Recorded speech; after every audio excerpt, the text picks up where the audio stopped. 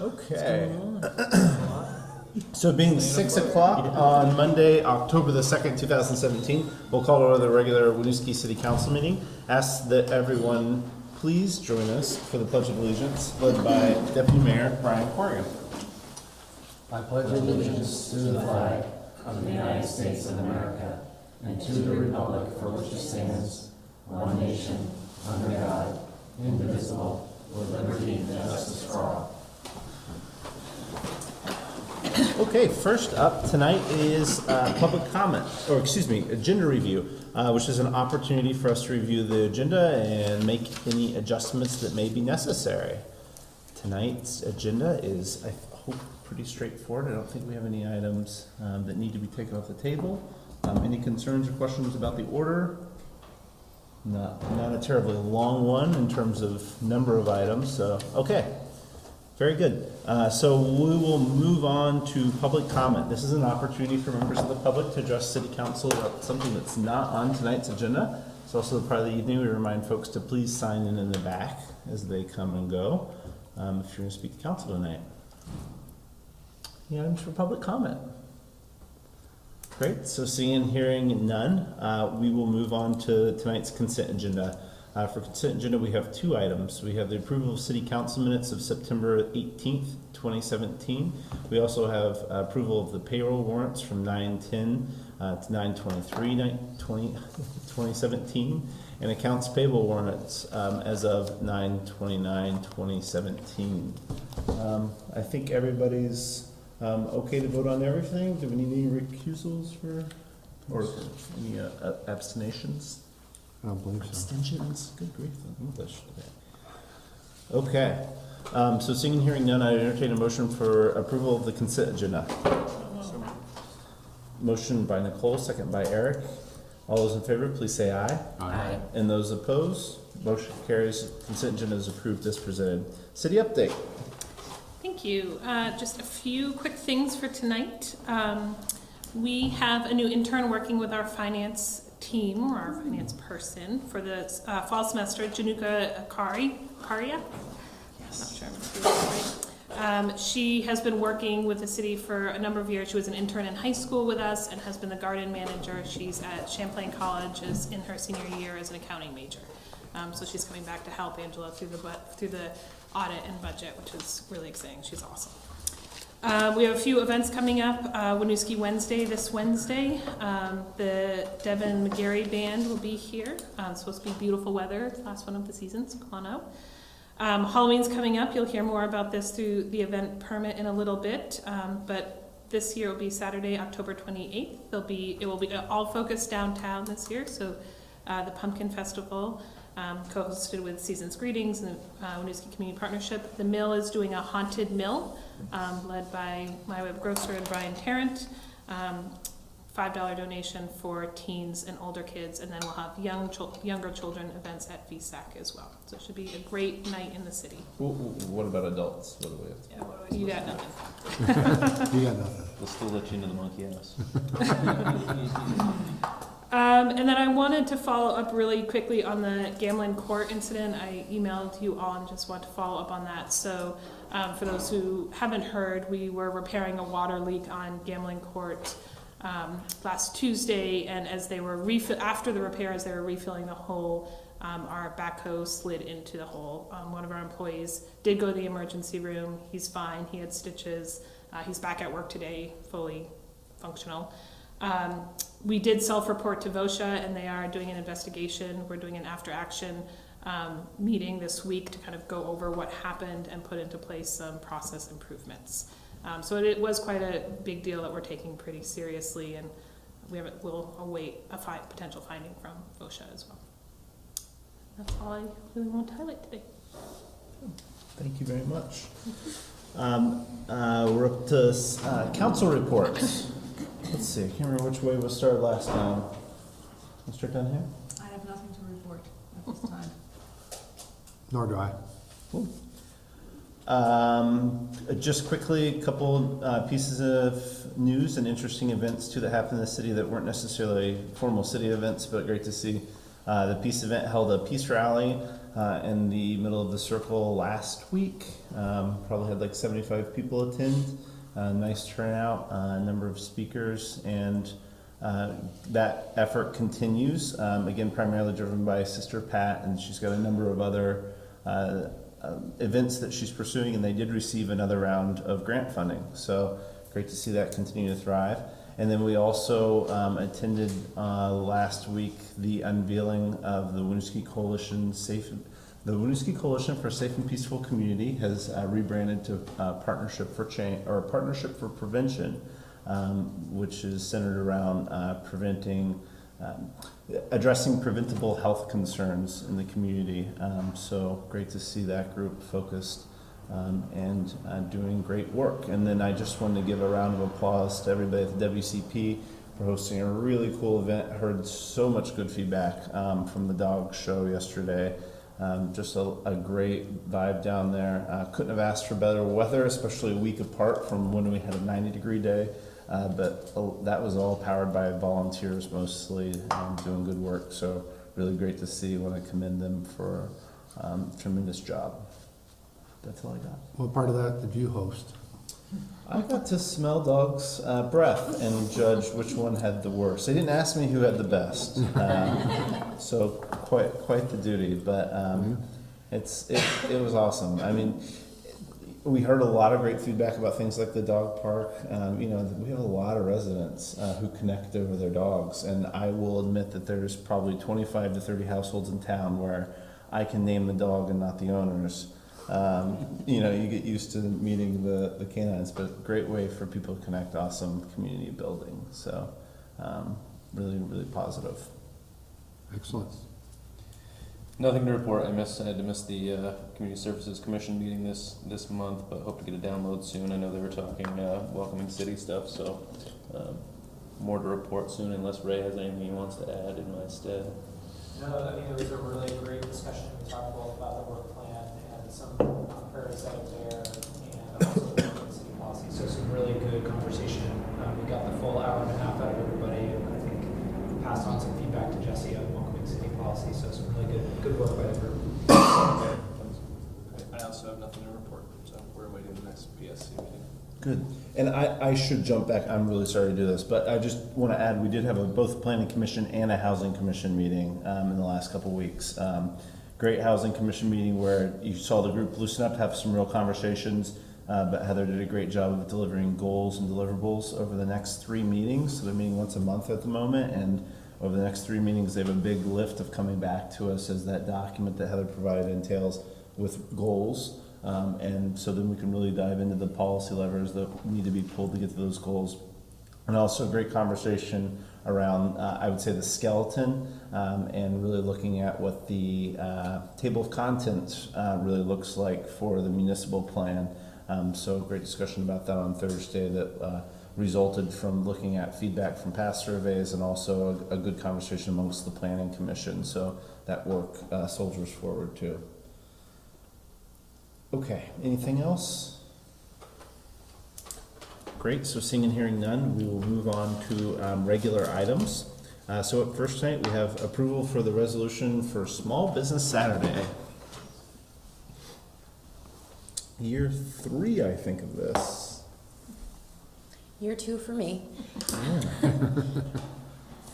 Okay, so this one is a pretty straightforward ask. The city of Winooski has been invited to participate once again this year in demonstrating our commitment to our small local businesses by establishing November 25th, 2017 as Small Business Saturday.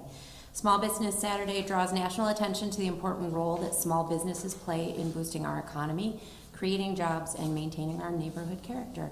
And staff would recommend approval and reading of the resolution of Small Business Saturday for November 25th, 2017. Awesome. Any questions or concerns before we do a reading? Any questions or concerns from the public? I guess I just have a question.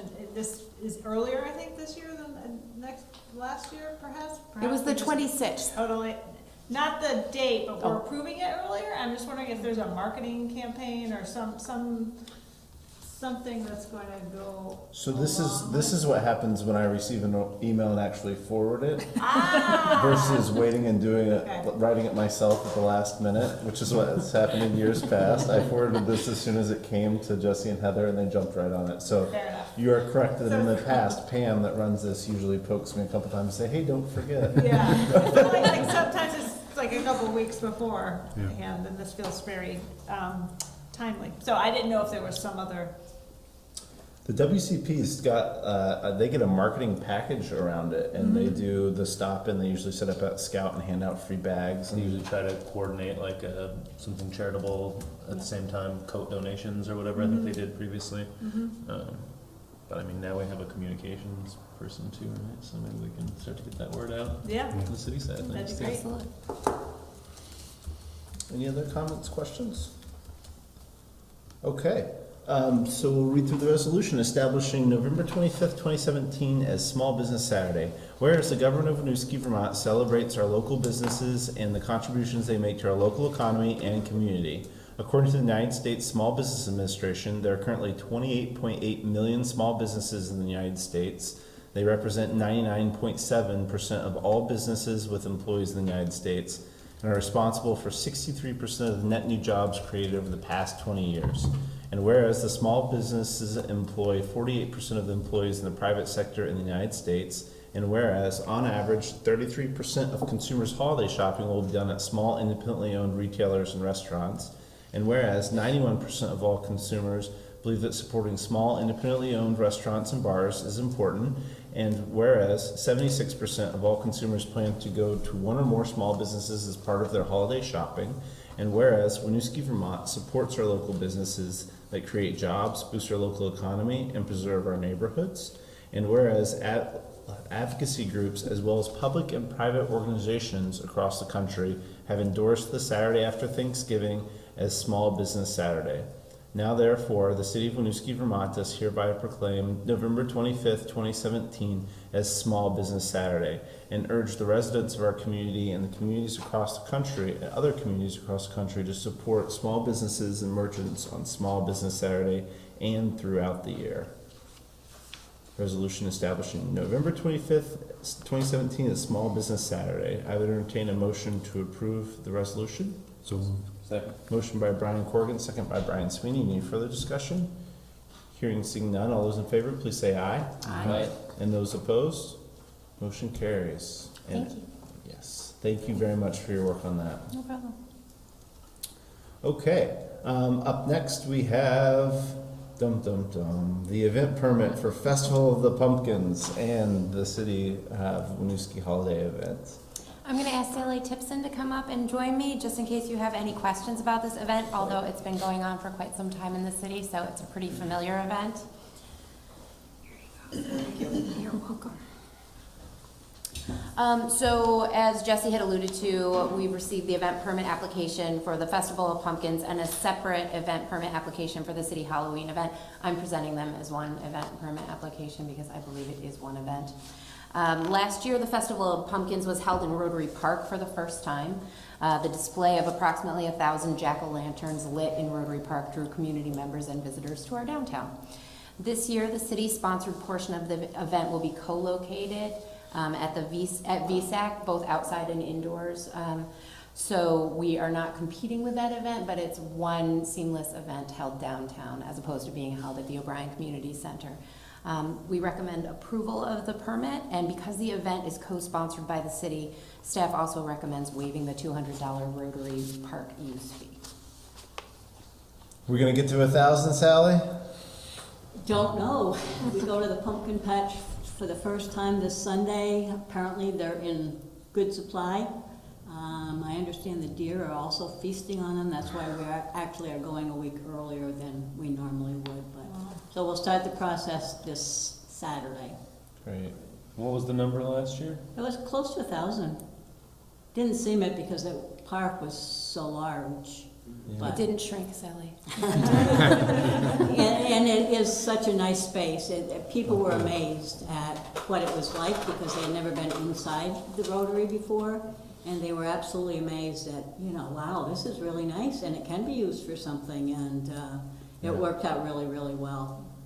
It was by far, I think, the largest event or gathering that's ever been held there. So it was a real demonstration of what the space can do that I think has been carried through to the music this summer and some other events too. So catapulted it up. How did logistics work too for the group in terms of being able to load in and out and Good. crossing guards? I think crossing guard, yeah, that all worked really well. And the Rotary, I think, is very safe. You know, and I think people have to be aware that cars do use it and they have to be a little diligent, but we did have crossing guards available for part of the time. But even without the guards, you know, you just have to be careful. But no, it worked well. I think the hardest part was taking the pumpkins out on Monday morning. Just, it wasn't as easy as Smith Park where you could just put them on the sidewalk and the bucket loader would come and take them away. So, you know, that part was a little more difficult, but, you know, it worked. It worked. So people can come and help pick? They can. We're going to meet at the VFW this Sunday at 10 o'clock. We welcome people to come. We are actually we're going to try washing them or at least wiping them down in the pumpkin patch. It saves a lot of time once we start unloading and putting them on trailers. Our biggest thing right now are getting enough trailers to put the pumpkins on. But, you know, we're working on that part. And this is actually our 15th year of doing pumpkins. And we do have a chicken farmer, I think from Colchester, who's going to come and take some of the innards for the chickens. And we have a pig farmer that usually comes and gets some of them too. We have a lot of questions, you know, what do you do with the innards? And we have just people who like to take pumpkin seeds, which is perfectly fine. Yeah. So we do need, you know, we will be needing a lot of volunteers. There will be a list on Front Porch Forum at some point of, you know, how people can participate, but it takes several weekends and we need all the help we can get. That's great. And also, if somebody can't come out and bend their backs, candles and maybe even a contribution to Season's Greeting? We never refuse that. But we do need candles, we do need candy for the trick or treat things, but yeah. Great. Anything else we're missing? I don't think so. You know, we certainly want to thank the city for their support of Season's Greetings and Parks and Recreation. Joe Shaw's been great, and you know, we always look forward to working with them and very helpful. Yeah. When's carving? Carving is the weekend of the 21st and the 22nd, Saturday and Sunday, beginning at 9 o'clock on Saturday. We'll carve until about 6 o'clock. On Sunday, we start again at 9 and carve until they're all done. It's at the Senior Center.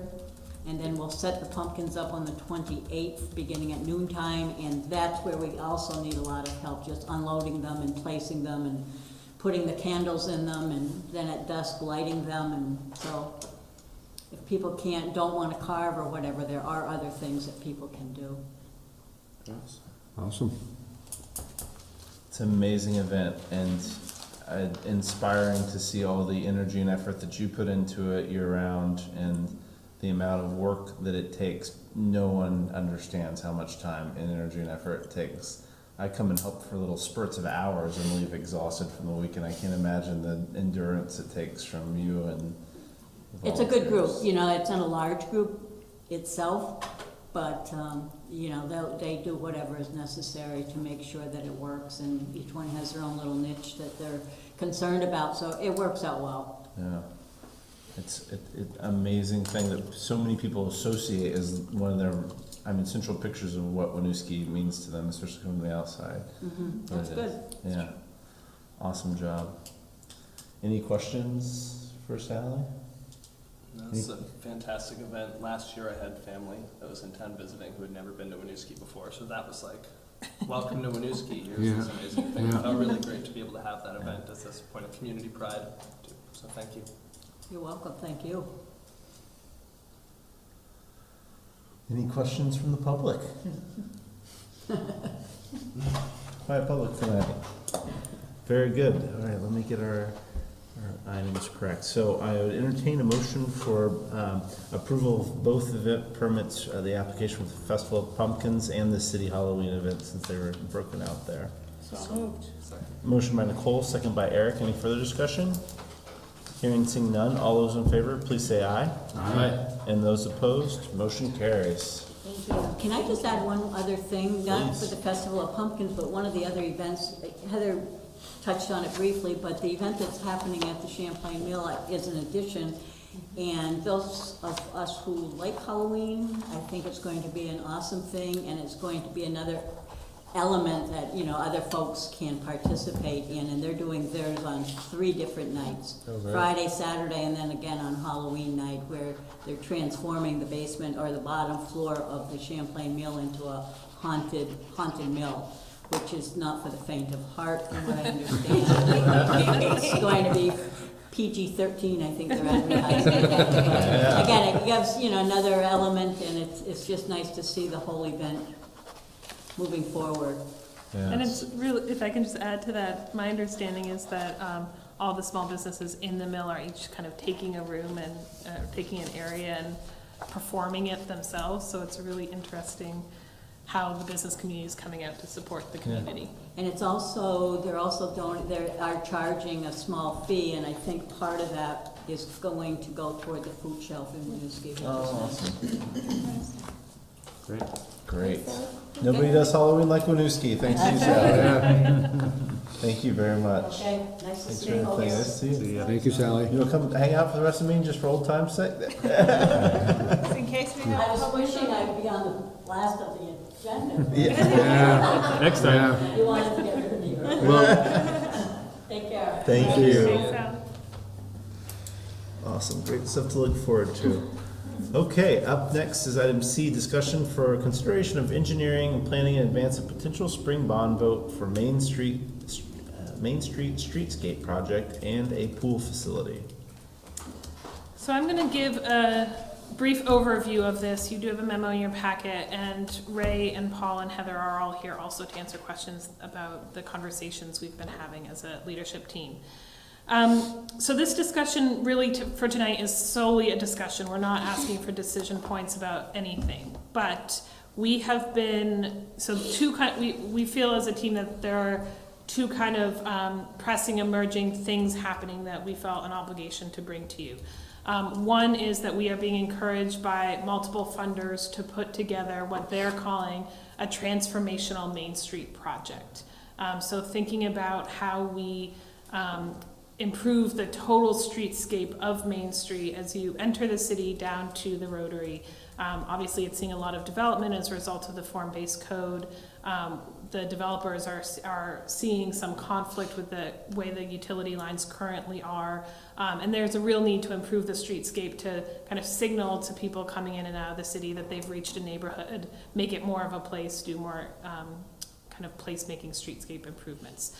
So we are getting a lot of encouragement to move forward quickly with preliminary engineering to try and apply for some grant deadlines that are coming up early in the spring. Concurrently, we're hearing you heard from the pool committee a few meetings ago, and we're hearing more from the commission and from others that we really need to figure out how to move that conversation forward. To move that conversation forward, we need preliminary engineering plans. Right now we have kind of massing scoping plans, which we can't do true cost estimates based on. So in order to move both of these projects forward, we've been having conversations about how do we plan for that over the next couple of months, how much staff time do we have to dedicate to those efforts, and how do we move forward bringing engineers on to do 30% design documents for both of those efforts to try and get to an accurate cost picture, and therefore recommend financing mechanisms to you all, either through grants or a bond vote or whatnot. But because these are conversations that to some extent were involved in the priority setting conversations, but is a little bit of a turn from that, we wanted to bring it to you tonight as a discussion item, get your thoughts before we brought anything to you for an actual either vote for appropriation for funding for preliminary engineering, or certainly well before we brought you anything actually around design or long-term grant or bond vote options. You guys are welcome to come up and add to that if you have anything to add. That's great.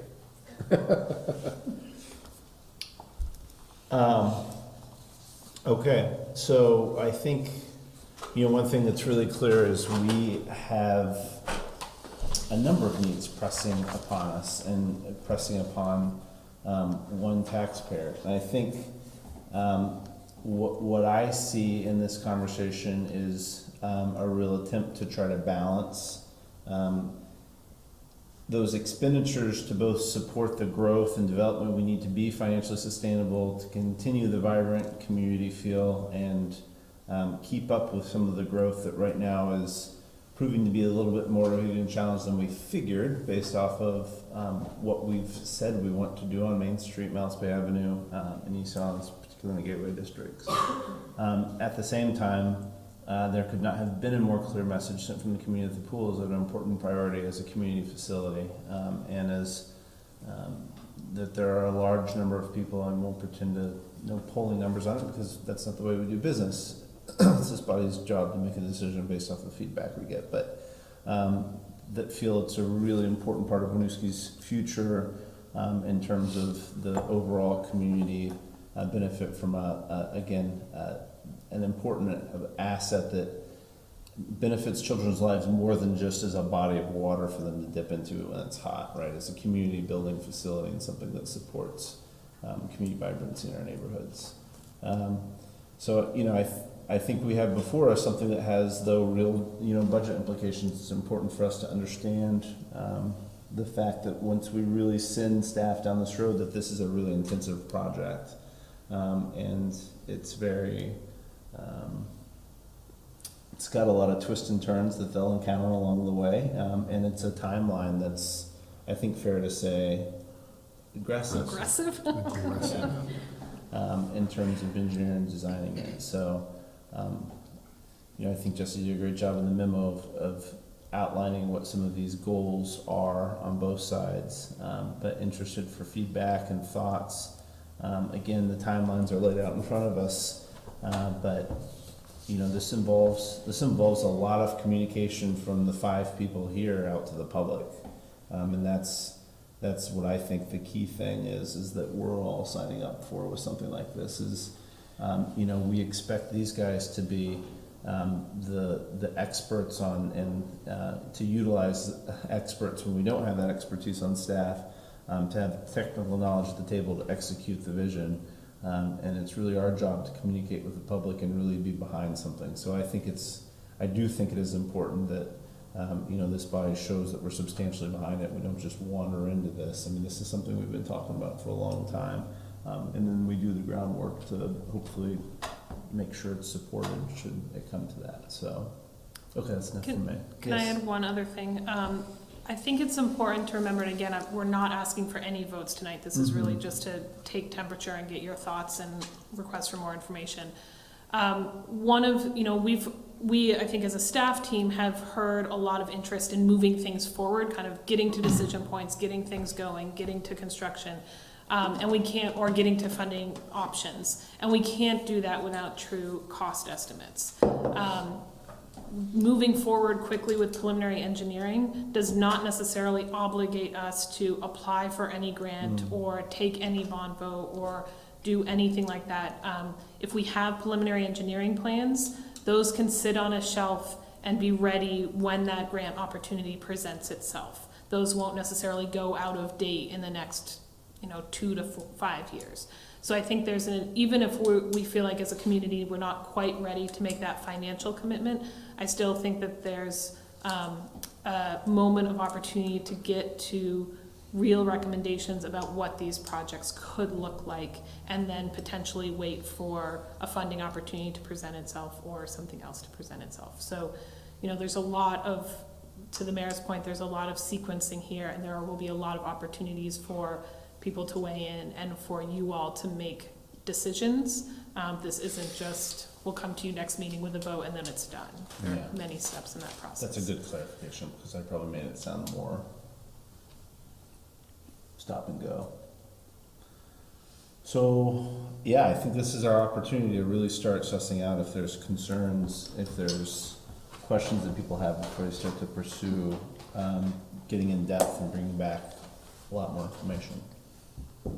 So we'll open it up.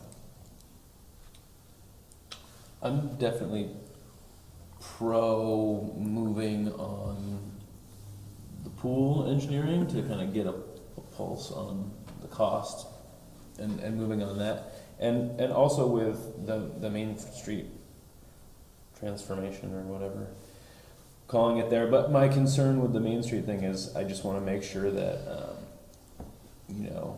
we're getting, I know it's hard to get like real commitments from those partners, but like I want to be sure that before we start to invest, or as we're going through that process of figuring out what it's going to cost us to like really get the scoping done and the engineering for that we have all buy-in from those funding sources too, from the get-go.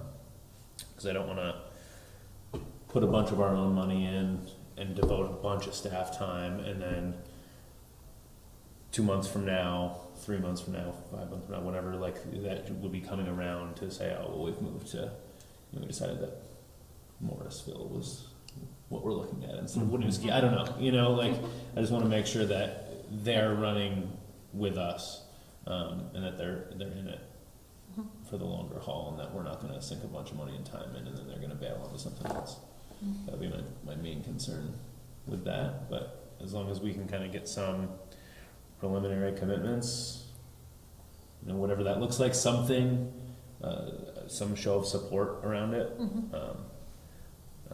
then I'm absolutely for it. I mean, I feel like we had like real issues with power lines with Peking Duck, right? Like that was like a big issue, and like we started to see that like that cost was really hard for developers to bear. So like it makes sense that same situation is transferring onto other gateway projects. So, it all lines up so nicely as we're coming into budget season and talking about money and how to support future growth.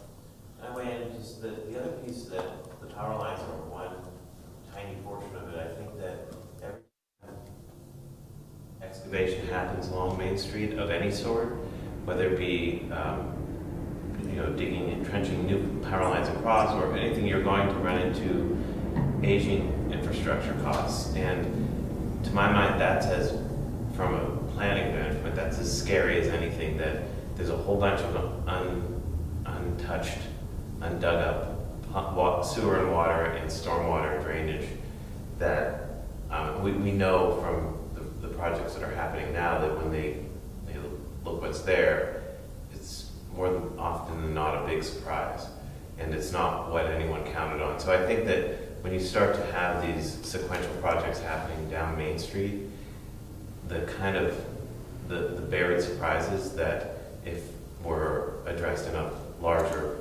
big fell swoop project would be addressed in a way that's, I think, efficient and not piecemeal, which is, again, to my mind, the electric lines or the power lines and the utilities are one thing, but then the underground, unseen potential problems are another ball of wax that I don't know that we have any handle on. But a larger project, the transformational project, would address that, I think, quite handily.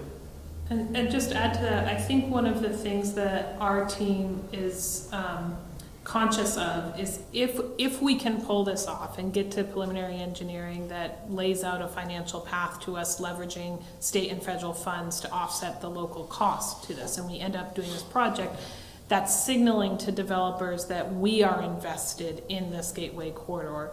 And it's also taking some of the costs that they could incur, some of those risky costs, off their plate and onto these subsidized plates, which means they can maximize the development on each parcel.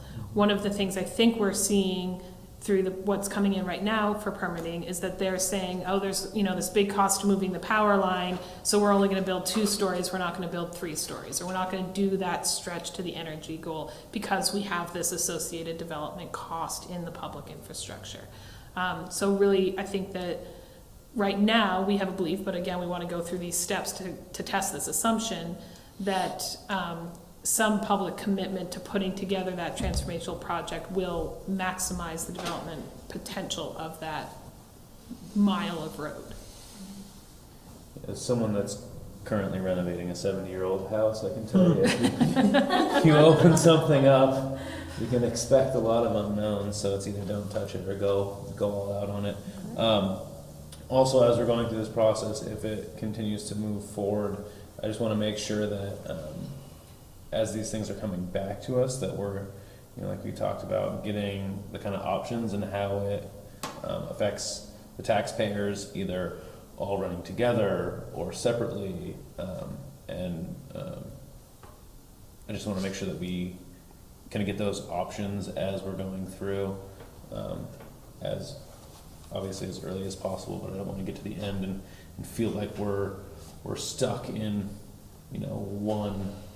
one channel of taking it all at once or something. I just want to make sure that we have it kind of all together, but also separate, so that we can see our options, basically. And just there's implied benefits to potentially financing projects together in terms of cost of funds. Through the different funding sources, you mean? Yes. In general, in the work of potentially having to do a bond that could include both, for example? I'm not sure exactly what you're asking. If we bond together, there are a lot less kind of overhead costs associated with that joint bond. That's what I was asking. Yes, that is true. There are also, I think in this particular case, advantages to other funding sources leveraging each other against each other.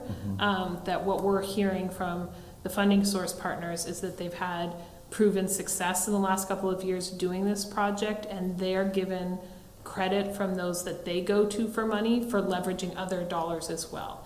So instead of just leveraging $2 million, and I'm not going to throw out real numbers tonight, but X number of dollars, so I won't say even say two, X number of dollars of clean water revolving loans, they're doing that in conjunction with Y dollars from somebody else, and therefore leveraging a much bigger project to support than a smaller project to support, which I think they're seeing as an advantage on this particular project. I think there is also important, Paul talks to us a lot about this, important economies of scale to look at on kind of a Main Street project about excavating once. So one of the things we're going to start seeing, and we've seen this in front of 384, for example, that people are going to start excavating a lot randomly, or not randomly, but as the development happens. And if we're asking them to excavate to connect and excavate to bury lines and pave and repave, there are associated costs with every time you go into the road like that, as opposed to doing it all at once.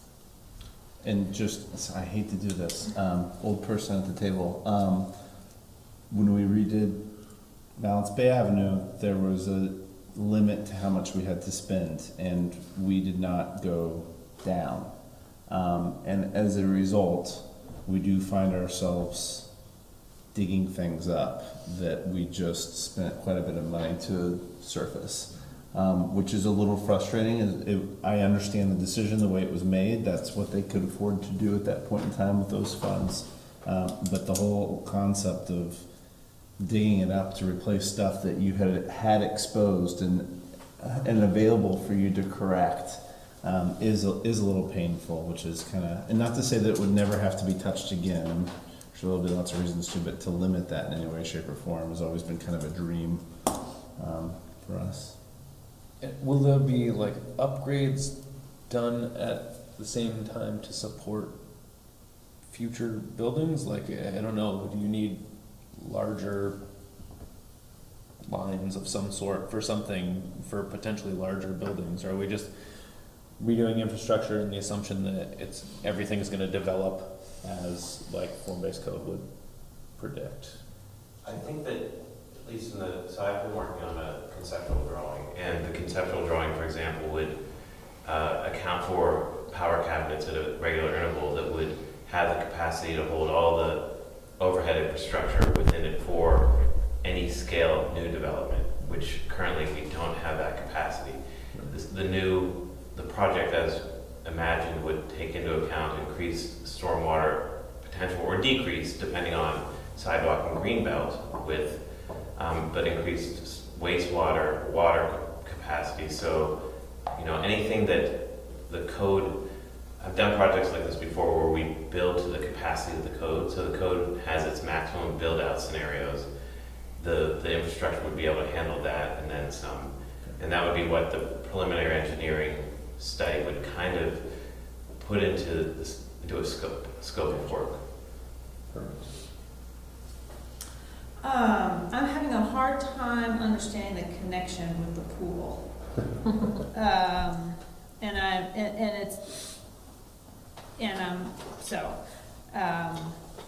Is there funding available for the engineering on the pool, or is the new information about funding opportunities really about this Main Street project? So the new information about funding opportunities is about the Main Street project. We have not heard the same kind of funding opportunities for just straight up pool municipal infrastructure, although we will certainly explore those as we have real cost estimates. Why we see these linked is two things. One, they are at similar, we think that they are at similar places in their need to move forward. Both of them need to get from kind of conceptual ideas to preliminary engineering. And then they are both needs in that they would require significant municipal either match or payment and therefore a bond vote. So if they're kind of right now moving at the same track, we need to think about them comprehensively and their impact to the city as Brian was suggesting. What is that impact to the taxpayer? So instead of moving one forward without thought of the other, we felt like it was very important to advance them at the same time so the council can make that call, that kind of political policy call about, do we do them together? Do we sequence them? What are the financial leverage points that we have at our disposal? But we need to put that information before you at the same time. That's how we see them as connected, but the funding opportunities to leverage local dollars with other dollars is really about the Main Street project. And because I was not on the council when the gateway districts were, and the 4 base code was originally sort of conceived and discussed, was this type of a major transformation of Main Street part of the vision that the city would be undertaking that? The discussion was that there are a number of ways that you get to that. And there's either something like this, or you piecemeal it, or you collect incremental funds as projects go along that go into a kitty that eventually result in something like this happening. There were no decisions made. That was really let's set the vision. Those people were not people who, because those questions came up. How do we do this? And those were the solutions as I recall them being discussed on that committee. I remember conversations about having concern about everything happening piecemeal, where it's one project goes and then, the next project is whatever amount of time, and kind of what we talked about one project goes and we're going to dig up and then we see what, contribution the city has to pitch in to fix whatever they're into for just their development to go, and then the next one, the same thing happening. So I feel like for me, and I think maybe I won't speak for the rest of the group at the time, but I remember having those concerns, in this larger transformational project seems to take care of a lot of that stuff. Obviously there's a larger cost associated with it, but I feel like it is actually going to move the gateway vision. Yeah, I guess I'm just worried about it. Now there's potentially this competition for the pool or a really nice Main Street. And people have been talking about the pool for a year and a half. This is very new. I don't know that the community has weighed in on this as a vision for Main Street and a priority for community investment. So I'm So that's why I wondered, like, was Yeah. that part of the community discussion, that yes, we wanna do this as a city and make this kind of investment? Because that's definitely been the conversation with the community around the pool, and I don't wanna set up a situation where we're feeling like it's one or the other. I think that, so I guess the way I look at it is, I strongly believe the community did vote and participate in a large discussion about form-based code. I Right. wouldn't say vote, that's not fair, but participate in a really long, robust conversation about what we wanted the streets to look like. And to me, actually, what's a little bit frustrating about it is you can see some of the buildings going up, but the two juxtaposed pictures, in the package, this is really what people were, I don't want to say promised, but this was the vision we set up with that. That's what we put in place. So part of the connection to me about the two is right now of these larger capital projects we have had conversation about. I feel like this is the streetscape one is one that's been really, really well vetted, more so than at this juncture than even in, frankly, parking or a city hall type project. The form-based code process was, we spent 2 years plus on that. Prior to that, you had a planning commission going back 6 years that were taking groups on walking tours and talking. I mean, I can remember Seth Gillum and Britta Finneman, taking groups up Main Street and saying, what should this look like? And then comparing it to other communities back at the community center to talk about it. And these are all those components, all that work over those years has gone into this and created that vision. And then I just see it as it's our job to figure out how to execute it and how to make it happen. And those have been the ways discussed, or the tools from a financial standpoint, as we talked about before. There's either that piecemeal, that collection of funds that then include sprints. And I'll say too, I don't think this in any way suddenly alleviates the requirement, not the idea, but the requirement that we have a discussion about impact fees too in the course of this. And I don't think that that's lost, or that this removes that completely, where it's the public picking up the tab for infrastructure work that might get paid for otherwise. I think there's still plenty of space for that conversation to be held as well. So I guess just a slightly different perspective of, I do feel like this was part of a really long, robust public process that had a lot of participation. I don't know that it's, well, I think it's our job to figure out how to fund it. I think it's our job to decide how we want to put it before people, and they can tell us no. And then the administration costs associated with doing 2 different fundings for 2 projects and splitting them up. If we're going to be able to do 2, if we can wrap it into one, that's obviously preferable from just the cost of funds perspective. There's my pitch. Yes, and it's also easier to organize sometimes support for something when it's like, it's this pool. Yeah. Versus like a sort of a potentially Look more at all these pipes you're amorphous, not gonna see. amorphous transformation. Right. So, I just, that's helpful background, because we haven't been talking about a Main Street revitalization project. We've been talking about the pool and City Hall and parking. Yeah.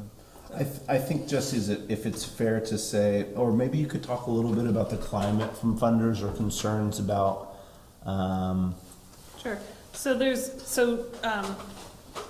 I will get to that. I also, I want to also say, I think you're right. I think some of these other conversations since I've been here, we've been having them more publicly. You haven't heard me talk about Main Street yet.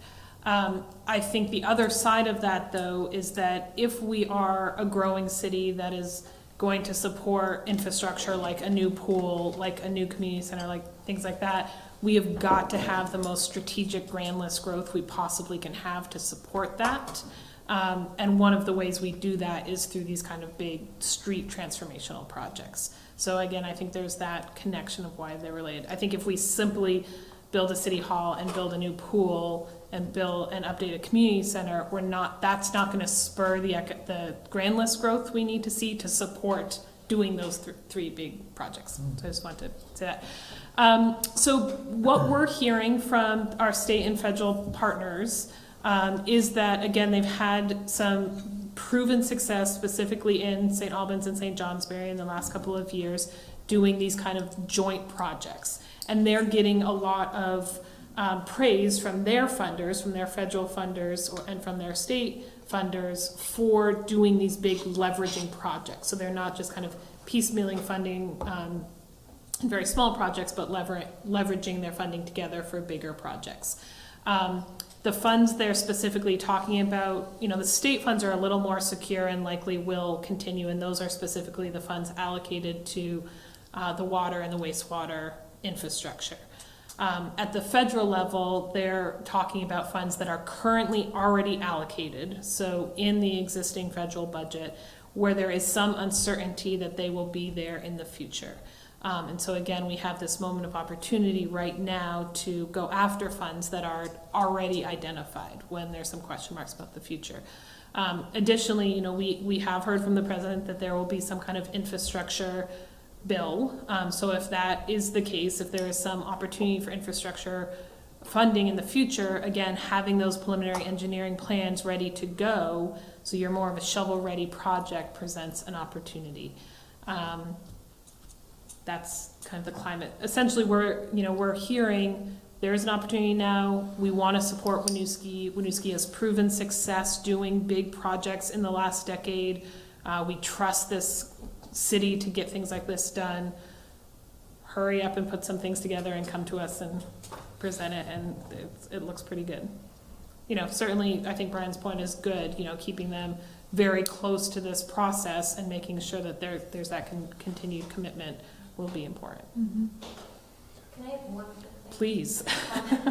In terms of the pressing need for this, it's not only about maximizing the grand list growth and ensuring that we have the density and the vision the community was looking at. There's also potential, I've heard a couple of different developers talking about coming up with odd configurations and things like that to avoid utility lines. So there's a long-term aesthetic that could happen if we do it piecemeal as opposed to providing the infrastructure. And so the implications for that on what the community had kind of been promised, if you will, through the community visioning, could be pretty negative as well. So it's not just that we have funding available, it's that if we don't do something about it, we may end up with something that was not as planned.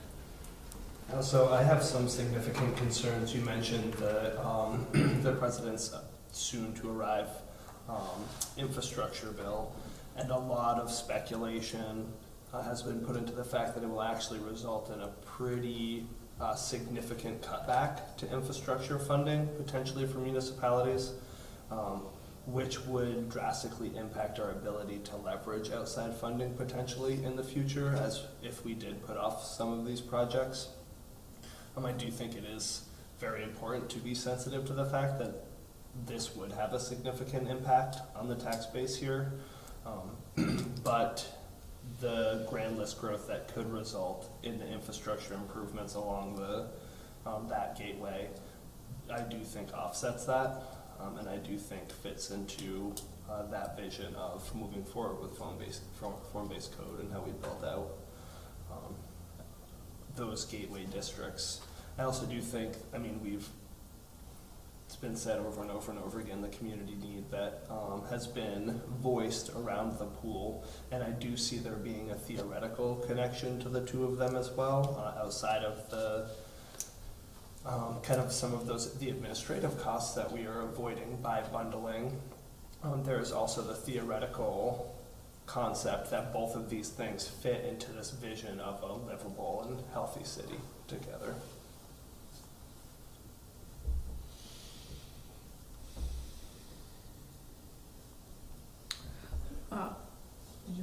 Go ahead.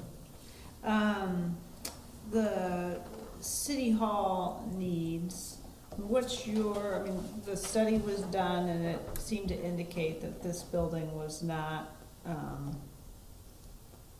that updating this building or investing more into upgrading or and improving the space, particularly at the police department, was not the best approach. The better approach was to, where do you see City Hall in terms of the needs of this facility? And whether that would be impacted by this in some way. Is that a less of a priority for you as you assess emerging priorities? So certainly there are some huge challenges with this building and this space for the city. I think that, you know, what we do mention that in the other considerations, that the reality of trying to pull off multiple big capital projects in the same time period, both from a financial standpoint, you know, be able to pull those off financially with the tax base to support it, and from a kind of staffing project management standpoint, is a reality and is a concern, and is a conversation we had as a staff team about, are we okay pressing pause on a City Hall discussion for a couple of years to advocate to move forward with a pool Main Street discussion? And what we came to was that, yes, that we think from a staffing perspective that if we could solve this Main Street utility challenge and really improve this gateway, this entry point to our city, create a new space, and put the pool back on the options for our community, that's more important immediately than solving our space needs in the next 2 or 3 years. Having said that, I think we would be very quickly, you know, if we are successful with this, I think we would be coming back very quickly to the council and the community in year 2 or 3 of that project to start picking up that City Hall conversation again. Another challenge, and one of the things we will be thinking about as we outline financial options for you all, is the impact to the O'Brien Community Center. If we press pause on that conversation, the challenge of the OCC continues, and there will be a financial impact to that. That will be somewhat mitigated if we can successfully locate a child care center there, and have a better comprehensive use of the building. But there will be a cost impact to that, and that will be part of what we would hope to lay out for you as you make financial decisions about moving forward with either of these projects or both of them. But I think, yes, to your point, yes, it deprioritizes City Hall for these 2 projects. Deprioritize City Hall for us immediately. Thank you. Yeah, and the hard part about all of this is no matter where we spend and focus those resources, number one, we're not gonna be able to do it all at once, and not gonna be, we couldn't manage that, as was said before, even if we wanted to. And the reality is there's always some sense of like, well, what if we had done it the other way? And it's, I mean, that's something that any decision we make, we're gonna have to live with. It's part of the gig. Yeah, and I'm not 100% here. I hear a lot of your concerns, Nicole, and feel similarly. I think the amount of additional outside funding that we could leverage for the Main Street project is very incentivizing for me. I think it would be a much different conversation for me if there wasn't that potential funding on the table. I'm not expressing concerns necessarily, I'm just asking questions, because I think it is new, and for folks at home who may have been following different, tuning in the last 6 months is a different kind of a conversation, so. Main Street, where'd the pool go? I appreciate absolutely identifying the opportunity and making sure that we're having a well-informed conversation, so. I guess for me, I was troubled with putting my head around, when you talk about changing Main Street, like, how far do you think these funds are gonna go? Is it gonna get you to the circle? Are we gonna be able to reconstruct that entire, from top to bottom? Or are we gonna end up piecemealing it anyway? Yeah. And put ourselves in a bigger financial situation than we wanted to be in to begin with?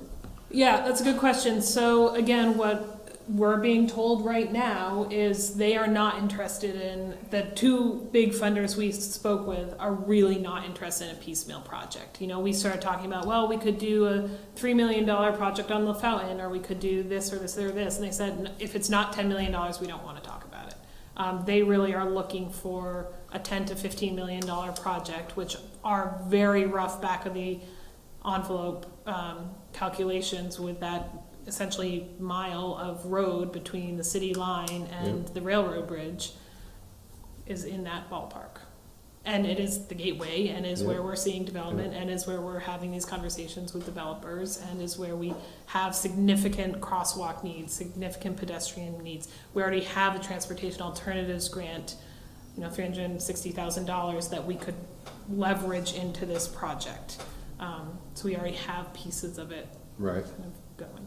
So I think our hope would be to stay far away from piecemealing it. And if we're gonna do it, rip off the Band-Aid and do it. Yeah.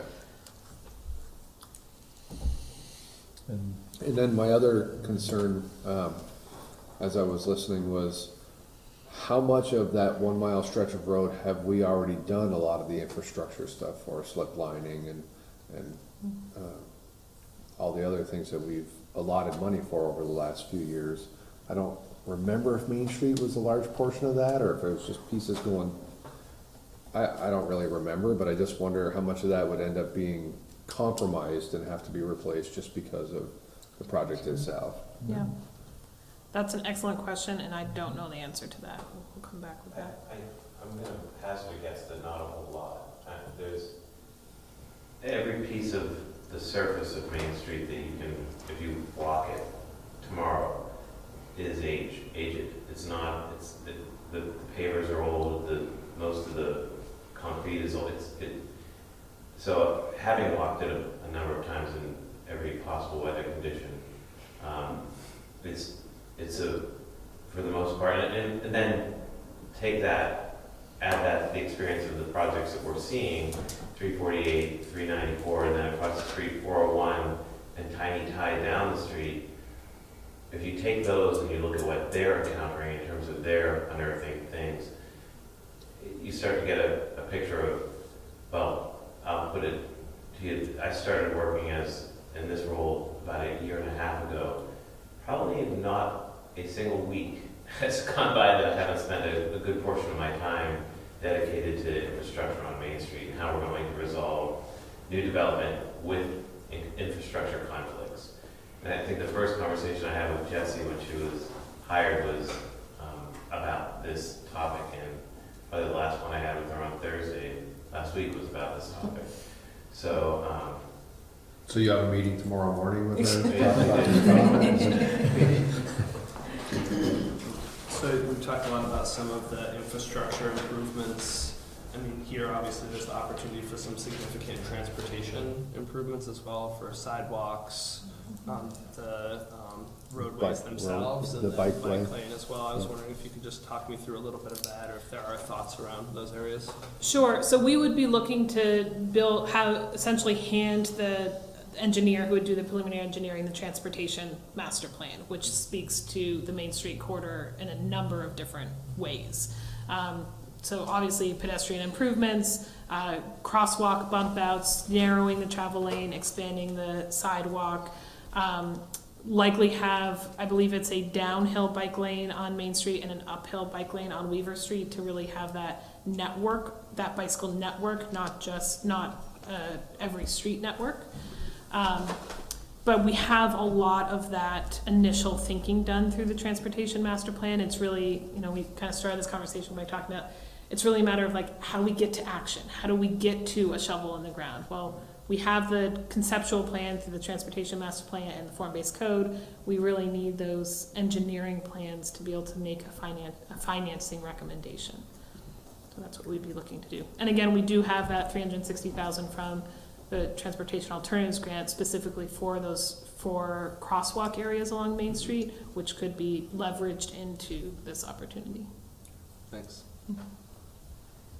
The other piece, if I might just throw in there, and I think is actually in many ways the most exciting piece that we haven't, the memo touched on, but it's the stormwater piece, that any new infrastructure that would be the totality of Main Street would obviously sharply or incredibly mitigate stormwater runoff concerns.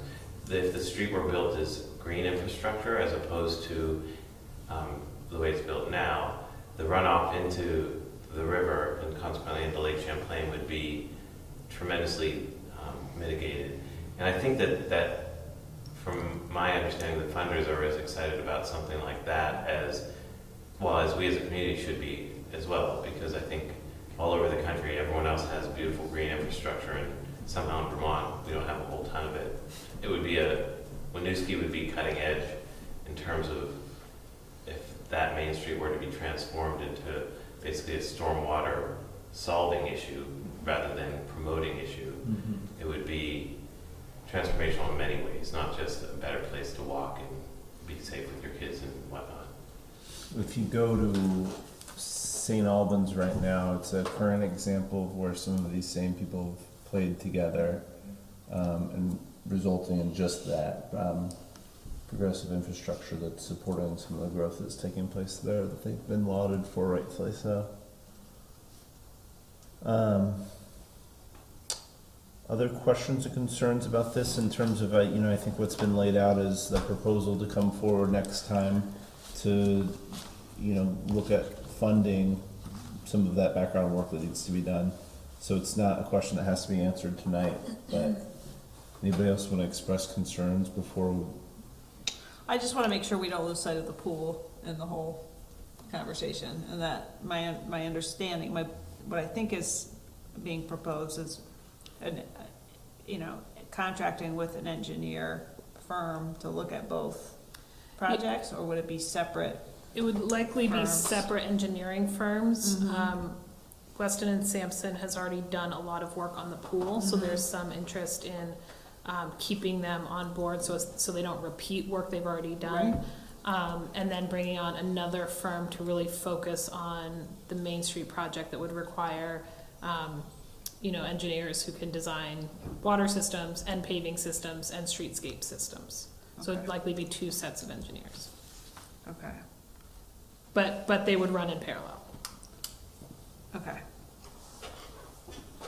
So really, there's no connection between the two things other than the general timing Right, the time frame. in terms of, And what's being Not talked like about the here is impact. potential funding mechanism, could be the same. The right. bond vote would be the Bonding, same. sorry, Bond vote. the larger, Right, long-term okay. funding If we mechanism. Right. went to the residents of Winooski with a price tag for something, it could be that it's whatever the city contribution is to a Main Street revitalization project and a pool Correct, through a single bond vote. Correct. correct. And very often, and I think I owe it to you all also we've talked about this a bit, to give you some more information on kind of those funding mechanisms and bonding and whatnot. Very often municipal bond votes are collections of projects, so you'll do a street and a wastewater line at the same time, for example. It's different, within the municipal budget, it's different funding sources, and this would be too. It would touch the water enterprise fund and the wastewater enterprise fund and the general fund and whatnot, but it's the same mortgage essentially that you're taking out against the money.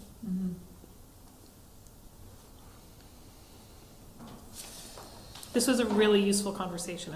It's very helpful to us, so thank you for being patient with a slight curveball.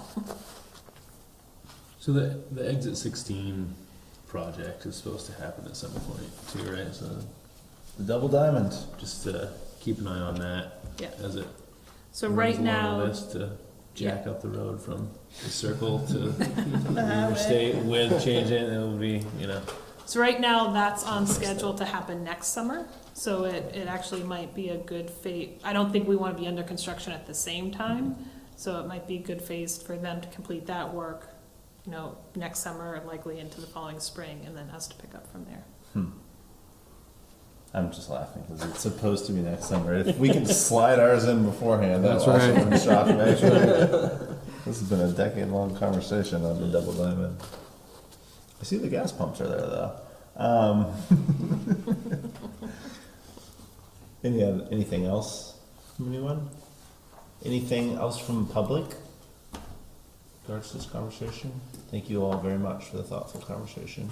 Thank you. And I think too, like Jesse said, this is the first time for a lot of people, so I encourage you to send questions that pop up along to Jesse. Unless you may have one. Okay.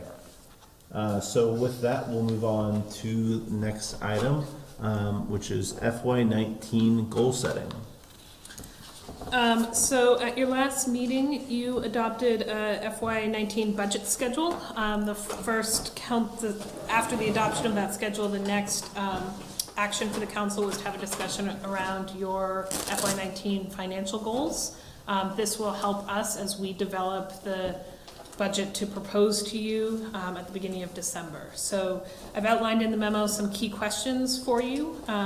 Those are, what is the council's tax rate goal for FY19? What are your priority areas to fund? Given that we may need to identify cuts, what are your priority areas for service reductions? And are there any new initiatives and programs you would like us to consider as we build out the budget? Our initial recommendation of a budget is to present to you a level services budget that provides resources for the the policy goals and strategies that we adopted as a team. So that's where we currently are, but we welcome your thought and response to these questions. In addition to kind of that table setting, we've also outlined for you a few data points, including the last 5 years of municipal tax rate, school rate, and voter approval, and then a few bullet points about impact. So a 1% tax rate impact in FY18 gets us, the city, $51,000 of new property tax. $1 million add to the grand list gets us about $10,500 of add to property tax. So just things to keep in mind as we think about those potential adds or cuts. We do have some initial assumptions going into building the budget. Right now, Angela and I are planning on building a budget around a 2.5% COLA. As you know, last year it was 2.7%. We only budgeted for 1.5, so had a pretty big impact there starting FY18. So because we're seeing that shift a little, we want to be a little more conservative about that. We're likely going to do pretty modest grand list growth. We're meeting as a team with the assessor on the 5th to systematically walk through the permits pulled and try and make some educated guesses about that grand list impact on April 1st. And then, of course, Vermont Health Connect's rates likely will increase. The state approved a 9.2% increase to Blue Cross Blue Shield, which is our major plan. But we are meeting with our broker on October 13th to review what our rates will be specifically. And then on the staff side, just to give you kind of a preview of what we're thinking about, additions, we're thinking about, if you've seen my whiteboard, these will be familiar to you. We need a comprehensive IT solution. We've talked about that before, likely to have short and long-term impacts. As we move forward, if we move forward with the regional dispatch conversation, we are putting some thought into what interim staffing model looks like for given that we would lose 24/7 coverage here in City Hall, what expanded but not quite 24/7 coverage would look like. We are talking about a salary contingency line, which is something I've done in the past, where you essentially fund a contingency line but don't fund it in people's budgets to ease the burden as contracts expire. The FOP contract will expire at the end of June. And additionally, we very much need to do a non-union wage classification study that's been outstanding for a while. We have an interest in doing a modern website with the branding materials we are in the process of developing. We have a discussion ongoing about how to provide some additional regional mental health support to meet the goals we recently adopted, which is a pretty small ask. And then additionally, there's the capital improvement plan potential needs. So that's kind of our list we want to put out there, but of course it's, this is really about what your tolerance is, what your ideas are, ideas for, high level ideas for adds or cuts, and what your guidance to us is, what kind of budget you would like us to see delivered on December 4th. I'm really sorry these two conversations are following one another as well. It's super unfair to you. Yeah. And we have something on for approval, but obviously this is a discussion Yes. item too. I put it on for approval because it will be easier if the discussion becomes a discussion about a specific tax rate goal. It will be easier for us if that's voted upon. Yeah. If it's solely a discussion about what you all are individually interested in, that's very helpful as well. And I would highly encourage tonight to be a discussion and not try to set a tax rate goal for this evening while sitting around this table. That's not good policy, frankly. So, but good conversation nonetheless to get out there. That's something we usually take like a month and a half to get to. So, and it is smart to try to give some kind of sense and goal, because what happens too often, not too often, but the way our budget process is designed is we start with the net zero impact to taxpayers with as much of a level service as possible developed by staff, and then as we work through the cut and add lists, you start to get a sense of where people are at, but having an upfront conversation is, we're going to try that out this year. Right, but I'm not sure this is the so I think the first thing is to make sure we're on the same page about what the process is. Yeah. Because this says the staff's recommendation is to present a level service budget, not a net zero impact to the taxpayer. Those are different approaches. Sorry, I was Right. perhaps not clear, and writing this, it's definitely not clear. That's what staff is originally, the first step of the staff process is to provide to Angela and myself a level services budget. And then as a And team, then- we get down to the net zero impact to the taxpayers. Okay, so Sorry, that was still, that's my lack of clarity, sorry. You can do it a different way, though, if you'd like to do it a different way. No, I think the process that we've used to date works. I like it. I think it forces very difficult conversations, and potentially, you know, if it doesn't work, then we need to know that, but I do think, it does cause us to lay out what our priorities are. Yeah. And be really clear about that, rather than we're just gonna keep doing the same thing every year and recognize that inflation is inflation, and the next thing you know, there's some pretty significant tax impacts, and we haven't been really clear about what the goals and priorities are. So as painful a process as I think sometimes it is, last year was certainly a painful one, I think. Yes, it was.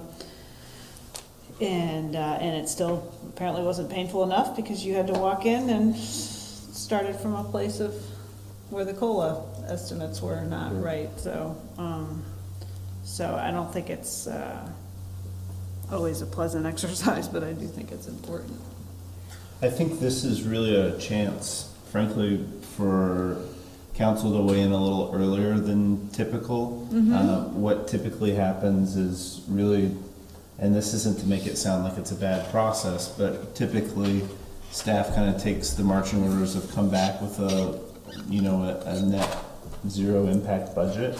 And they kind of go, and again, this is the language around this isn't going to come out good, but they go and bake, right? They get to the point and they make really hard conversations and hard decisions themselves at the cutting board, and have those intense meetings themselves before it even comes. So there's already been so much thought Stress. and stress put into it that I think this is an opportunity. This is the way I'm seeing it, for council to weigh in a little earlier in the process of, by the way, before we go through that entire exercise, is there something you're going to reach back and pull back?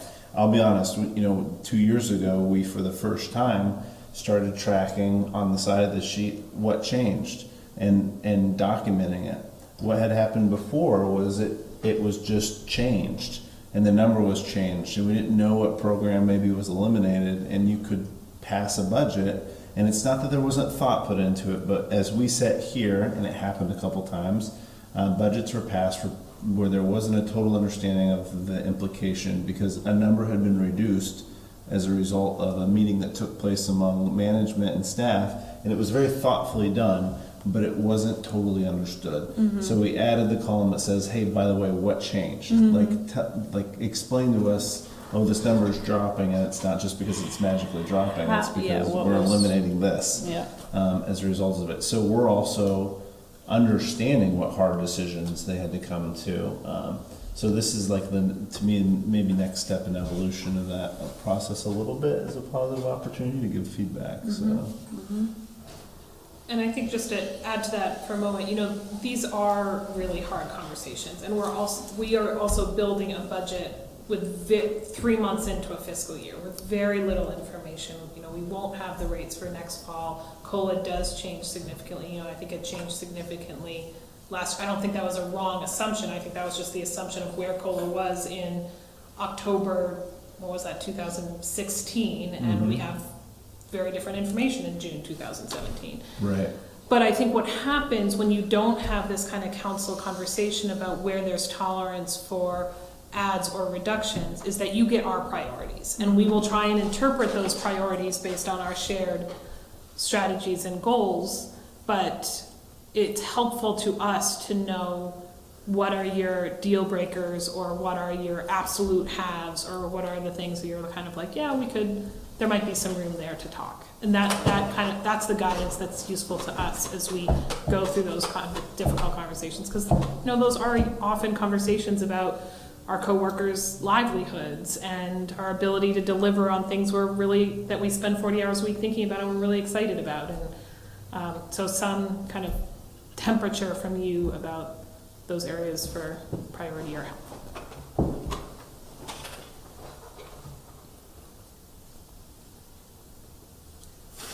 I'll go.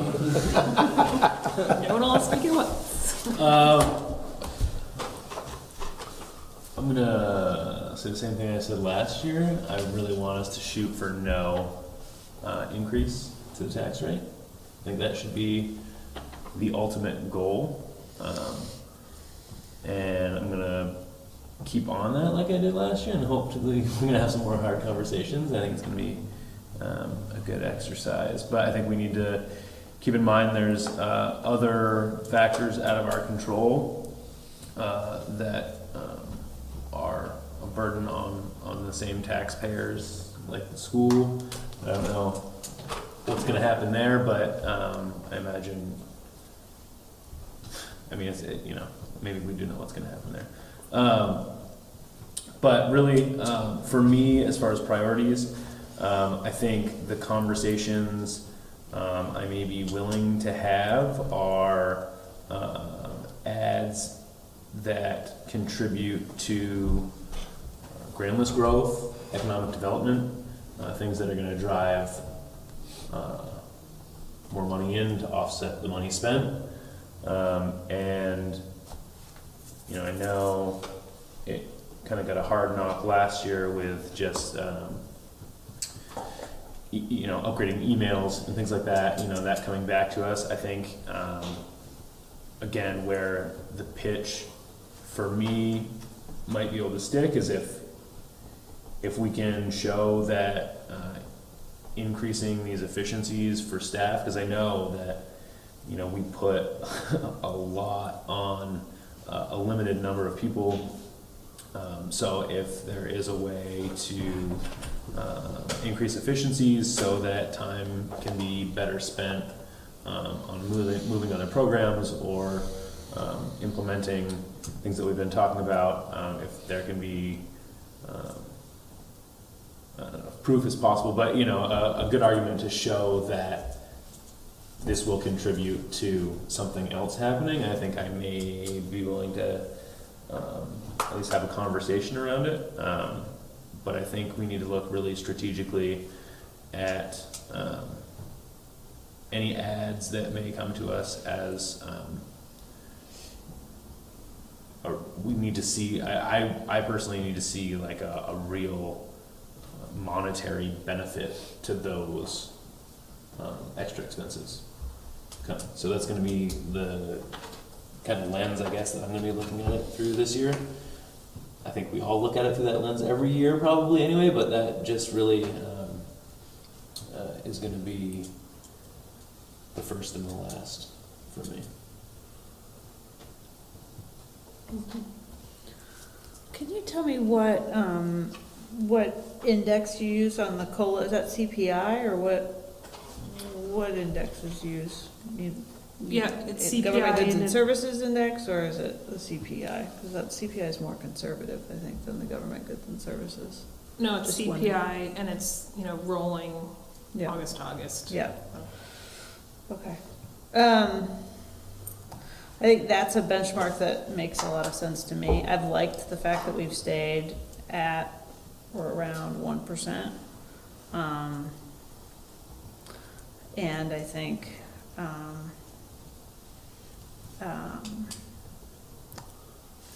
it's not unreasonable to be using a benchmark of CPI as a relative indicator of reasonable growth. I think we are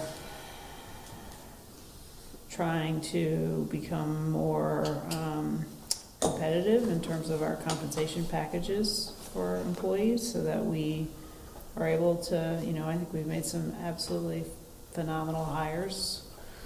And I think that's been key to really getting a lot accomplished. And so I don't want to continue to tie our hands in terms of our ability to attract and retain really top-notch talent.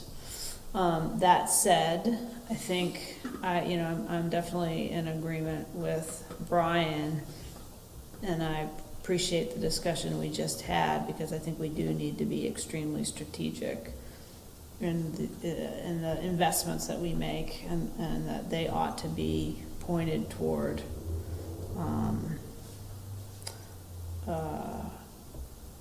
growth. And I want to then add my caveat of, I think that needs to be growth for everyone, not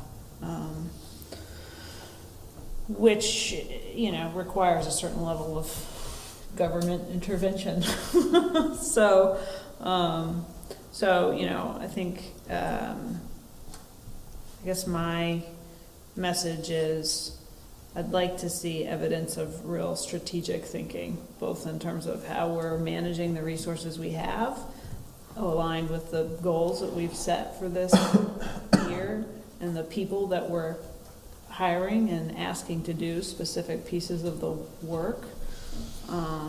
And I'm looking for the identification of areas in which, we've been making these investments and we're not really clear that they are, high leverage, or, I don't feel well equipped to evaluate current areas where we're investing. And I want to make sure we're continuing to focus on the pool. Well, just to carry that conversation we just had forward into this one, I don't want to lose that in the mix. So. Just for those at home, CPI is Consumer Price Index. It's how much stuff costs, and stuff does not cost the same every year. So we make Right. adjustments about our assumptions about what things cost, so that we're looking ahead and saying the same pound of salt that we bought last year is not going to cost the same as that pound of salt will cost this year. That's a bad example because we do 3-year contracts and that, but just generally that gets the idea across. Yeah. Well, and ideally, the grand list is growing at a rate where you don't have to increase the tax rate every year in order to keep up with I that. would love to agree with that. I think the number was this year the state's healthcare costs increased by $376 million. Meanwhile, overall revenues increased by, or the overall budget increased by $283 million, which Right. means the state cut around $85 million of programming, Yeah. solely because it was trying to keep up with inflation and healthcare costs. Right. So it's not a Yeah. relationship that's working right now. Right. But yeah.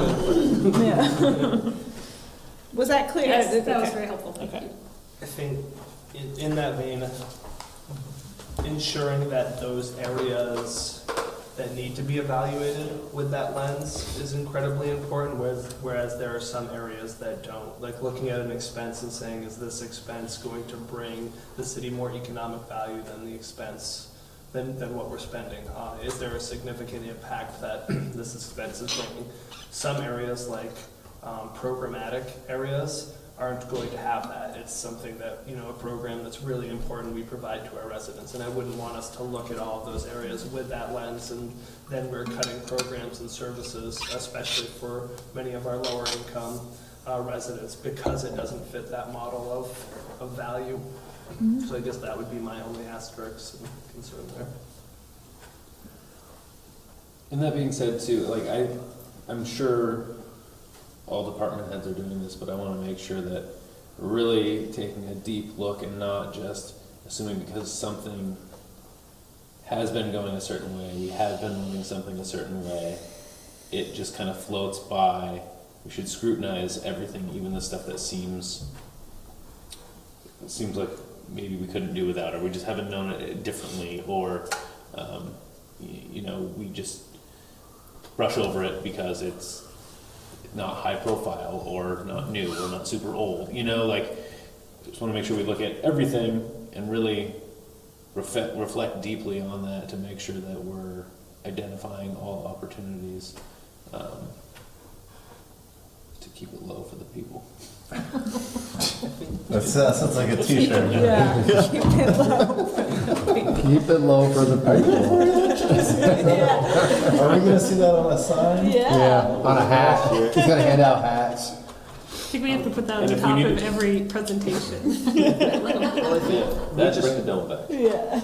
we just went through that, pretty significant strategic planning process too. So if we're thinking about cuts or adds in certain areas, having to do so with the lens of in what way is this building towards this area of the strategic plan, or if we are cutting this out, in what ways are we inhibiting progress towards this area of the strategic plan would be really helpful for us in the decisions that we're making throughout that process, but also I think a good frame to view it as staff are going through that initial stage. They did a great job of taking every answer that I was going to give you and being concise with it. My perspective on it was going to be, let's really take a 20,000 foot view of our strategies and what our future entails here in the city, and just try to hone in on needs that are going to be developing that we aren't even quite aware of right now. I mean, I remember the people from the fire department, or from the commission, from that group, were very passionate about specific fire trucks because we wouldn't be able to meet certain needs and so on and so forth. And I think we discussed other avenues to get the fire trucks here and so on and so forth. But that type of passion around making sure that we're not developing past our ability to protect our citizens as well, I think is extremely important. So while I agree with everything that was said here at the table, I think we're at that stage of that tipping point of saying, what are we going to do as a community, and can we, in fact, police it? Can we protect it, and can we serve it?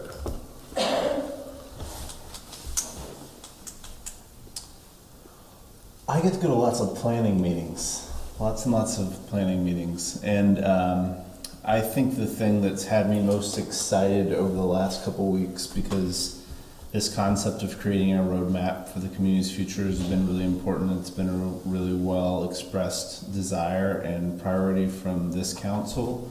But as I look at the questions that we have to answer throughout that process, I'm drawn and really impressed with how much outreach we've done and how much we know about what the community desires are. And that's because we've spent a lot of time, frankly, asking people what they want. And frankly, I think that they've answered us. And in some areas, I think they've answered us enough times that some action is required. So I will not mince words in saying that last year during the budget proposal, I was really proud that we brought forward the low increase that we did bring forward. But whether or not I was authorized to say it or not, what I said to taxpayers, I believe, we are doing this because we also understand that there are capital projects and there are large items that we have outstanding. We have taken time to incrementally build the staff back up to a level that I understand it's not ideal. It never will be. There will never be enough people here to do all the work that could be done, all the good work that could be done. It's just not possible. So in that vein, I will say that my priority coming into this is to see some of these big projects we just talked about, the pool and Main Street, to see investment in those areas. I feel like we have worked so hard to get to a place where we can actually achieve and look at some of those projects realistically, and be able to pay for them in a way that does not totally bankrupt the city. And that's not a place we were 6, 7, 5 years ago. So I think the timing is right for it, for the ask for a relatively significant investment in some of these larger projects that people have told us again over years and sometimes decades are sorely needed. And I also think that keeping with the vein that was brought up, and I'm not going to say specifically those, but we should approach it with exactly the way you guys talked about it, and that we need to spend money on money that's going to be well spent in supporting future growth and the future of the community. That doesn't necessarily mean it has that tangible asset dollar of, what's going to happen how much private investment's going to take place as a result of this dollar, specifically measurable to a business moving in or housing being built. But what's the intrinsic value to the community? Again, a community facility would be a good example of delivering services and looking at delivering a community facility that, quite frankly, is going to benefit the community in a way that does make it more financially sustainable. Because while we do have the luxury of looking forward, we don't have the ultimate luxury of having an endless checkbook. And I understand that by saying that, it's asking the humans here probably to do more lifting again for a period of time. But I also think that we've done a good job of building the staff back up. We added a person and a half last year, outside the budget process, even with expenditures from the downtown. So we're taking a lot of really positive steps to try to put the people in place. And I think they've done a great job of leveraging their talents and skills with also using consultants and outside expertise when it's necessary. And, I'm okay with that, even if it makes the cost of the project a little higher. I think it's still money well spent. So, I feel strongly that we're really coming to that place. And the municipal plan, even when it's done, isn't going to make every hard decision that we have to make for us. And that's, it's a great process. It's a great process to bring the community together. But every time I sit down with a group of residents who are thinking about this issue of how do we kind of bring the whole vision together as a cohesive plan, I'm really impressed by the amount of answers that I feel like we have. And it's action time on some of them. That's my perspective. So I concur. So your campaign T-shirt's gonna say it's action time. I'm sorry, there's just a lot of good. Love the people. It's action time. Well said, Steph. And I guess with that, though, in recognition, I just want to tag on that I do think it's really important that if we are asking the humans that are here to do more, without adding to the numbers of them, that they have the ability to do things efficiently as possible. So I think those expenditures and supporting the most efficient use of and delivery of services is critical. So just want to support that. I heard that come up a bunch of different times and what everybody said. I'm right in line with that. I don't come with a magic number in my brain, I know to this, and I know that that's not helpful as a starting point. I think what will be interesting is to understand what some of these capital projects look like in terms of costs, even if it's very, very rough sketches, because I think that frames the entire conversation. I mean, if we're going to go forward with pool, Main Street project, if we're just going to do all of it, City Hall, and there's a 18-cent tax rate increase, right? You're right. None of us will be sitting here. The rats will jump ship. It's not time for action. Oh, it'll be time for action. Yeah, I run for your life. No, but I think, going into that budget creation cycle, having an understanding of what that instantaneously is going to do to our threshold and appetite is going to be key.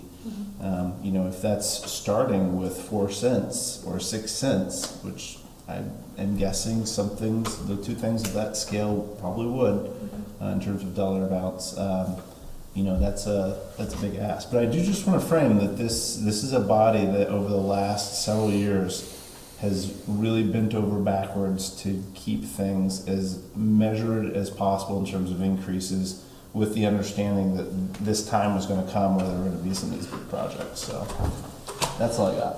Tough to know. Did you get what you Very needed? helpful, thank you. So I'm hearing somewhere between 0 and CPI. Well, to just No, but no, this was, I think, very helpful. What do you guys think? You got some really good notes. so good. You know, and I think what the ask is, in part, drives the number that's acceptable as a threshold. You know, it's hard to piece small staff increases, program increases together that equal 17 cents. That's difficult. It's a more challenging thing to explain, and it's more nuanced in terms of the decisions we'll make during the budgeting process. It's a much different, I'm gonna stop using 17 cents, let's use 4. That's a different conversation as, hey, this is exactly what this 4 cents for, and if there's some other additions under there for technological, okay, that's one thing. So I think if we can get to that piece of understanding what type of large infrastructure expenditures might be on the table, I think that informs that second number. And then I just want to point out that the COLA is 2.5% of the expenses related to COLA, not as an overall budget increase, or is that proposed as a 2.5% impact to the total budget? No, COLA on personnel costs. Just So on it does personnel have an costs. impact on salaries, on retirement, on FICA, on workers' comp. So there's more than one line it applies to, but it's not 2.5% on the salt. But if you look at a general fund budget and $4 million of, and I'm just making that up too, $4 million Personnel. It's is big. personnel costs, then the 2.5 and the 9.2, then factor into that larger piece of the overall pie in terms of. And 2.5, I will also just highlight, is COLA only. That's not wage classification study, that's not union settlement. So just throwing that out. And that's not healthcare. It's not healthcare, it's not. So 0, somewhere between 0 and CPI, again, pending grand list, which I don't know yet, is a cut, is us finding money to cut out of the budget. And I would say, or potentially looking at different uses of revenue streams that, fair that enough. currently exist, right? Yep. Okay. Thank you, that was really helpful, I appreciate the conversation.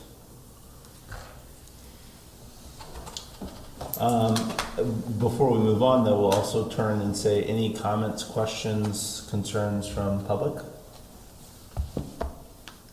I think I heard a clap somewhere out. Some juncture was something. That was for the pool. That was just for the pool. Okay, good. Thank you very much. Thanks for putting that together and pushing an early conversation on it. Yep, Yeah, budget platforms from everybody up here. it's good for everyone. Okay, approval of VLCT policy positions. So at our last meeting, we had a conversation about the VLCT position paper for Town Fair, which is Wednesday. You all had some questions, so I posed those back to the league and got the answers that are in your memo. I know Eric also maybe has some follow-up information as well. And then I was able to get the track changes document for them so you can see very specifically what was changed. I can walk through this memo if you want, or just go straight to discussion. And really, I'm just looking for, if there are specific, certainly I heard the conversation and your concerns around nonprofit requirements to follow the open meeting law, the marijuana legislation specifically.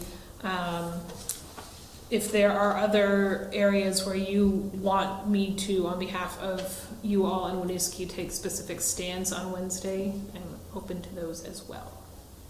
I want to acknowledge to Eric had a really thoughtful follow-up in regards to the nonprofit piece, government funding. If you want to share anything in terms of, because I don't know if either of us ever said thank you, but I'm sure grateful for I think it. both of you did, so thank you. Yeah, so the information I got is likely the impetus behind that policy recommendation of theirs is for a lot of municipalities that have nonprofit libraries and fire departments where they're getting constant funding allocations and certain members of their, bodies of that municipality feeling like they don't have a tangible path to get information on how that money is being spent. So I think that was likely a lot of the basis behind it. Where that had me personally arrive at is really, so let's take some, going to the state level, there are some nonprofits like the Vermont Housing and Conservation Board, for instance, that get funding they get an appropriation through the general fund. And as a result, they are statutorily required, that specific nonprofit, to be subject to open meeting law and the Public Records Act. I think that that's an adequate way to handle it. If there are municipalities that have that need, for instance, they feel like they have that need in that specific situation to have the entities that they're giving money to be subject to open meeting law and Public Records Act. That's something that they can go through their own charter or through the funding mechanisms that they're utilizing to grant that money out. I would oppose any state level requirement for nonprofits that receive any, it could be $25, for instance, of government funding to be subject to open meeting law and Public Records Act. And I think the discussion that we had last time, where we brought up some points that really it's our obligation as a council to set the metrics for returns we want to see on investments that we make out, collecting those deliverables, and showing that we are spending taxpayer money responsibly. That's really our responsibility, and that's kind of our onus. So that's where I kind of arrived at that. So I would oppose that particular part of their platform. I agree. Totally I couldn't agree. more. I couldn't oppose it more. I think it's a terrible idea. I mean, Yeah. I think it opens up a ridiculous box for these organizations. Like you said, I mean, we give the food shelf, a couple $1,000 a year, and the idea that they're suddenly, that's an undue onerous requirement for them that doesn't make any sense to me at all. It is our job to follow up on the money that we put out there, and if we can't do that, that's on us. Shame on us. And that's right, and the taxpayer has us to come to for that, not the members of a food shelf. Well said, Eric, thank you. I just want to comment that I think that their approach on the marijuana legislation is refreshing, and positive that they are at least finding a way to coalesce around being proactive towards policy development and where potential funding would go, which is what, I think even the commission that's been put together now has signaled this is a preparation for when, not if, and that as whatever people's disparate views on legalization are at this juncture, frankly, it's more important for us to be focused on how we react to it versus opposing or supporting, and ensuring that, frankly, the entities in our community that need the funding to offset any potential impact get the funding, get as much access to funding as possible. I had in this same transparency vein as the nonprofits, open meeting law, Public Records Act. There was one recommendation they had of allowing legal notices to be posted on web-based media exclusively. And that's something that I'd oppose as well. I think that there are a lot of our own residents and constituents here that might not have access to those platforms due to either economically, don't have the internet, have computers, or tech literacy. For a lot of reasons, I think it's still important to maintain having a place or places where legal notices that we're putting out, as the city of Winooski, are available in written form for people to be able to access.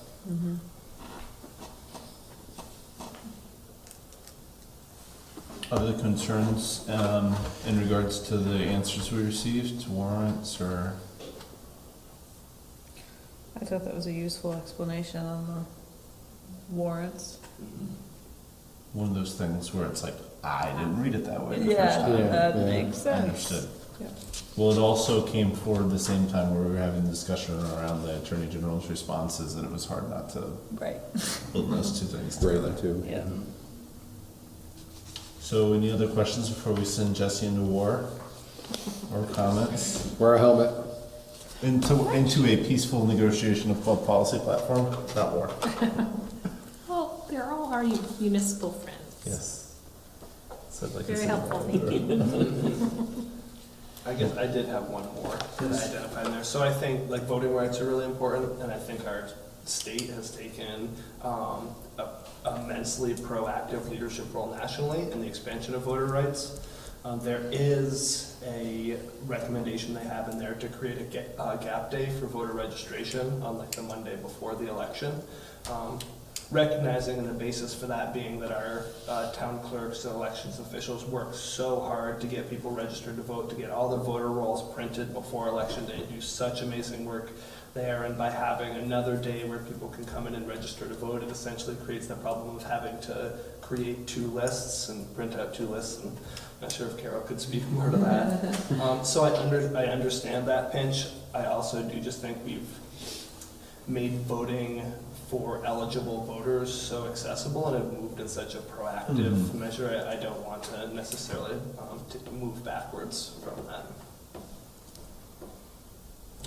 Yeah, I know it's a lot of work, but it's, I mean, what an amazing exercise in democracy that people can do that, so.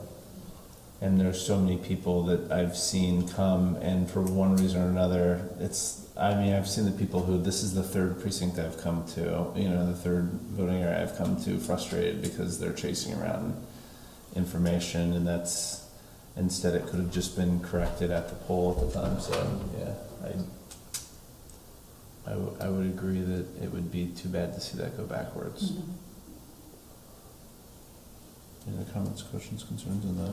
No, I mean, I think that's a very good point. I'm not quite clear on what the purpose of a gap day is, other than give folks a little bit more breathing room, but then that sort of seems to counter the whole point, is that people don't think to vote the day before Right. the election. They wake up and, oh my gosh. Election day's Here I am, tomorrow. and I don't have any time, and so, it does seem counterproductive Yeah. in some ways. Recognizing that it is a big ask for the clerks. Great. Another good item I think we would like to share our disdain for. Generally speaking, appreciative of all the advocacy and work they do on our behalf. You had municipal Don't put words friends. in my mouth. This is where she's like, are you guys sure one of you doesn't want to do Who else is going on Wednesday? Any other questions, comments, concerns regarding the VLCT? That's again the League of Cities and Towns. Their policy positions will be considered at their annual meeting. Is it annual meeting, or is it theirs? Yeah, town. Matt Thornhill's a great speaker too. Really interesting stuff. You have a chance to see him. It's great. Okay, so seeing and hearing none, I would entertain a motion for the statement on VLCT policy positions with the amendment that we also add to that list the addition of the voter item as discussed here. In the opposition to. In opposition to the open meeting law. Leave the notice. Oh yeah, I assumed we were confirming the things we expressed last time and then adding that one as a new one since we didn't really discuss that last time. Is that okay? Yes. Good. So moved. Second? Motion by Nicole, second by Brian Corrigan. Any further discussion? Hearing and seeing none, all those in favor, please say aye. Aye. And those opposed? Motion carries. And with that, this evening, we conclude the City Council's regular agenda items. We do have one item on tonight's agenda for executive session, and that is the 6-month review to take place with the city manager and pursuant to a Vermont law. We will conduct that review in executive session because we do not discuss personnel issues in open session because they're personnel issues, and also because it'll be a discussion about performance. And so with that, we would conclude tonight's regular agenda items. The executive session would take place with council and the city manager. There's no action to be taken today, so the result of the executive session would just be the council coming back out after discussion and holding a vote to adjourn. There would be no additional business and no additional action taken. Any questions or concerns from council? I just want to be clear that this is just like a 6 months check-in process. It's not, in the way you framed that, in terms of going into executive session, one could read into it in any number of Yes. ways. It's just there's no performance issues, even though you said it's a performance. I'll get the sticks. It's a 6 month, it's a 6 month check-in. So, and also. It's not a firing squad? I would refer folks back to the process too that we passed,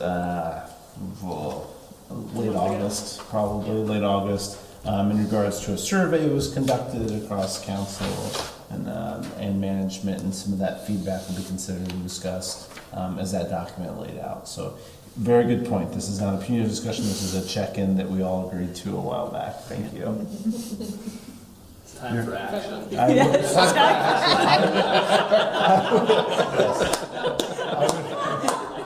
Wow. Love for the people. We're setting a low bar right now. Oh my God. And so with that though, I would accept the motion for council. Any questions or concerns from the public? No. Okay, and so with that, I will accept a motion to enter into executive session for council and Jesse. So moved. Second. Motion by Brian, second by Eric. Any further discussion? Hearing and seeing none, all those in favor, please say aye. Aye. And those opposed, motion carries. You didn't want to pitch your Tuesday talks? Oh, God.